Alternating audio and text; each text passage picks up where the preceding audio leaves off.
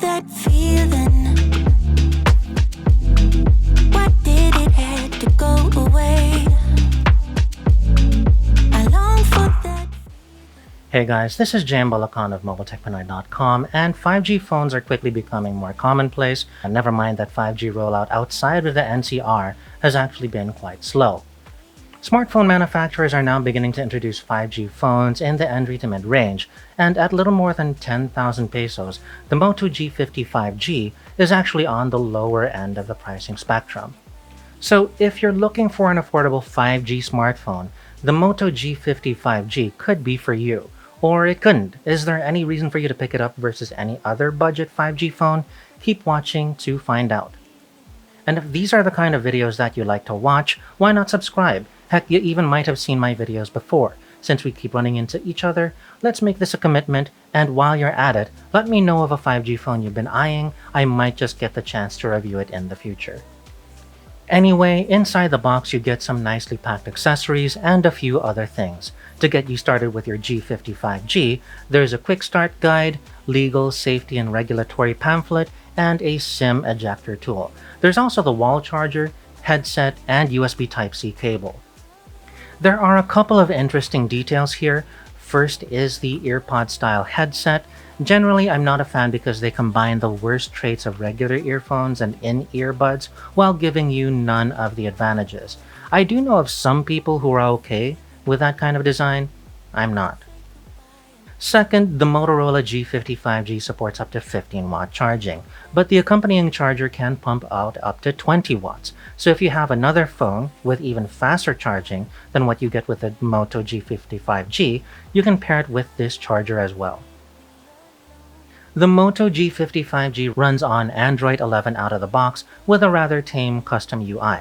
It can be customized to a degree with the help of the Moto app, though I find it a bit limited versus other UI customization and theming apps, so might as well get those instead. As far as build quality, the G50 5G is solid. There was hardly any noticeable flexing no matter where I applied pressure, whether along the edges or the middle of the body. It also feels like quite the brick too, feeling quite hefty in the hand. Design-wise though, it's understated in most areas, dated even in others. The bezels combined with the teardrop camera notch are okay. The laminated back does have a holographic finish, but it's really toned down compared to some of its competitors. Also, 2019 called, and it wants the considerable chin bezel back. Button placement feels weird because of the inclusion of a dedicated Google Assistant button, which pushes the volume rocker and power lock button down. That means if you're going to mount horizontally with any smartphone accessory such as a car mount or tripod adapter, you'll need to clamp it lower than usual. This can be troublesome for weaker mounts because of the resulting imbalance. At least they decided to integrate a fingerprint scanner into the power lock button, which I think is convenient. Also, I do appreciate the inclusion of a 3.5mm headset port. There are a lot of great wired headsets still out there, and I still want to be able to enjoy one without having to use a Type-C adapter. Now, the first thing I want to dive into is what Motorola touts as its competitive features, namely its triple rear camera setup consisting of a 48-megapixel main camera, 2-megapixel depth sensor, and another 2-megapixel macro camera. Unfortunately, there's no ultra-wide camera, which is a bit of a bummer considering I know of a few 5G phones at this price point that still manage to tout one. So I took a couple of walks, one for photo and the other for video. The photo walk was around a nearby park in the late afternoon, right around when the lights were turned on. And I must say, initially I wasn't that impressed. In fact, to a certain degree, I was disappointed. It was late golden hour and the lighting was soft, but because it was also quickly disappearing, my shots were a bit hit or miss. I got a bunch of well-lit shots, I feel. Here are a few I can appreciate, so you can get a better idea of what the Moto G50 5G can achieve in relatively good lighting. However, when the lighting was bad, photos looked muddy, lacking detail and contrast. The best example is this shot of a nearby mall without any lights in the shot. That would otherwise help add contrast. The best scenario that makes night vision shine though is when you have lights in the frame.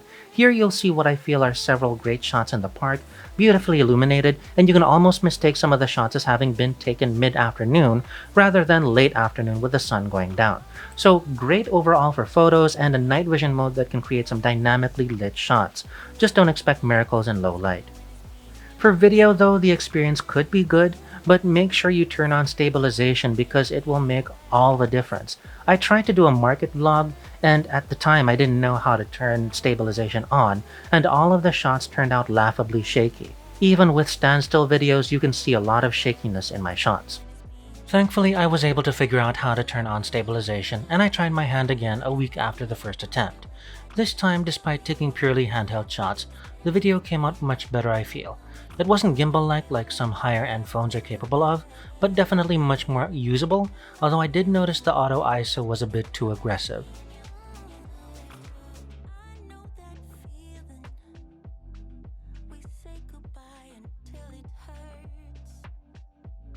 The Motorola G55G also gives you a nice selection of creative features.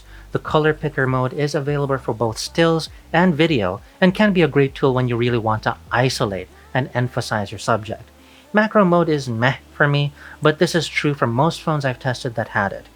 So great camera for both photos and videos, and definitely something I'd recommend to any budding creator if that's something you're going for. The G55G comes with a largish 6.5-inch IPS display with a resolution of 1600 by 720 and a pixel density of 269 pixels per inch. That's far from the most detailed screen, though at this price point, it's perfectly serviceable. Unfortunately, it's not that bright. For example, on both the Cherry Mobile Aqua S9 Max and Samsung Galaxy A22, I rarely ever have to dial the brightness up more than 30%. However, with the Moto G55G, I found 30% to be quite dim, even at night in a room with all but a computer monitor on.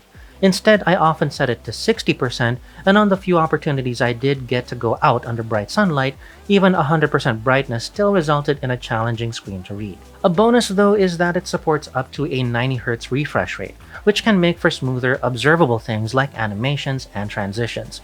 This does come at the cost of battery life, so I think this is perfectly balanced out with the 720p screen. Unless you have a wired or wireless headset, the Moto G55G blasts audio out of a single loudspeaker, and to a lesser extent, the earpiece at the top of the screen above the notch. Loudness is adequate from that single loudspeaker, and while I would have preferred at least another speaker on the other side of that Type-C port, but again, I do appreciate that they kept the 3.5mm headset port. Underneath the hood of the Moto G55G beats the heart of MediaTek's Dimensity 700 chipset, which not only drives the handset, but is also the reason it supports features like a 90Hz refresh rate and a 48-megapixel main camera, not to mention its touted night mode.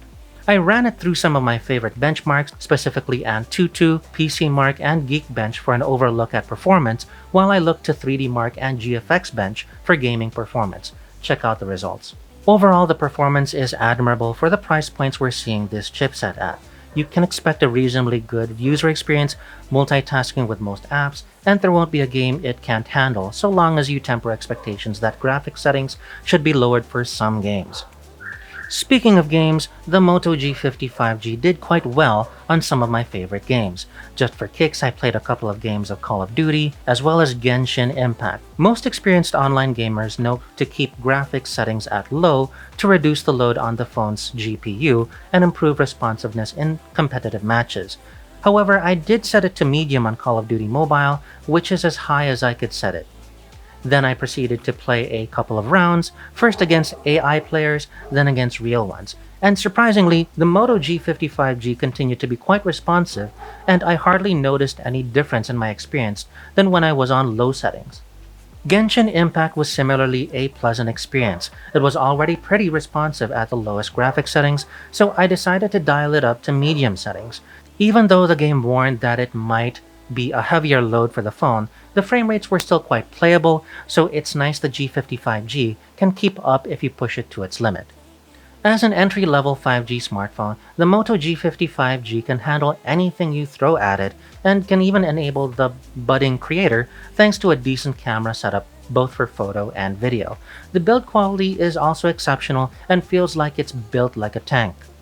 For the price though, it faces a lot of tough competition. Its key selling points are actually found on a lot of other phones, 5G and non-5G alike. So while it is a decent offering, the Moto G50 5G will be hard-pressed to stand out. So yeah, I hope you liked this video and found value from it. If you did, feel free to leave a like or a comment. If this isn't your first time watching one of my videos, why not subscribe? Or if you appreciate the effort, how about buying me a cup of coffee? There's a link below in the description, or you can also leave a super thanks. It'll go a long way in supporting the channel. So that's it for this one. I hope you enjoyed this video. Thank you so much for staying to the end, and I'll see you guys in the next one.